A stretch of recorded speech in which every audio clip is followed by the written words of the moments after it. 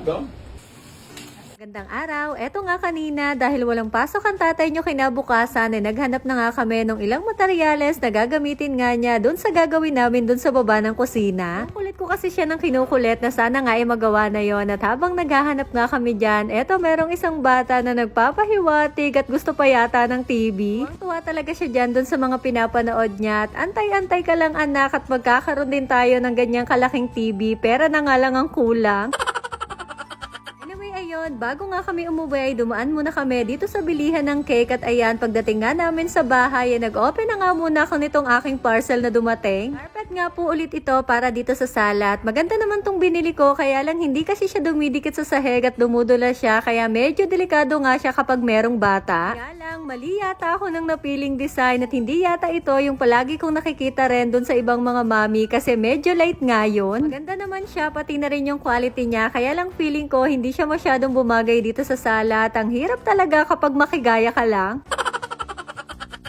And eto naman kinagabihan, syempre magluluto na naman ang nanay ng uulamin para sa hapunan. And for today's menu nga gulay at isda na nga muna tayo.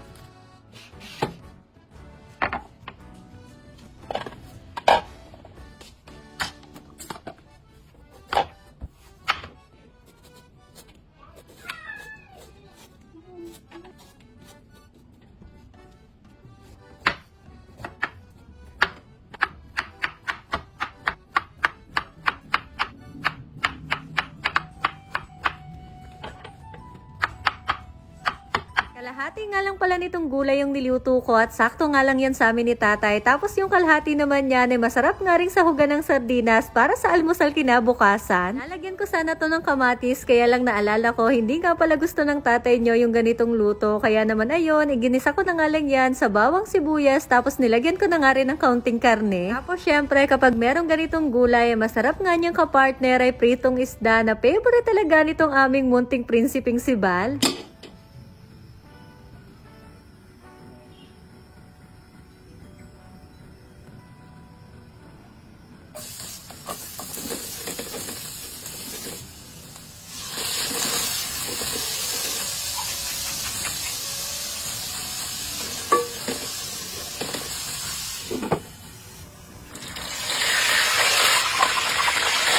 Tatlong perasong medyo malalaking isda nga yung niluto ko pero grabe, halos maubos nga lahat yan ni Bal kasi gustong gusto talaga niya yan lalo na kapag medyo malutong. Habang nagluluto nga ako niyan si Bal nga ay nakabantay na dito sa baba at pabalik-balik na kasi naaamoy niya na nga itong isda.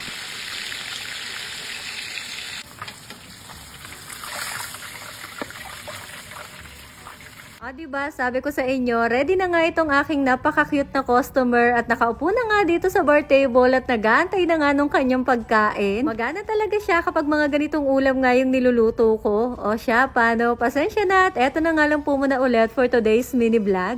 At ayun lang, salamat!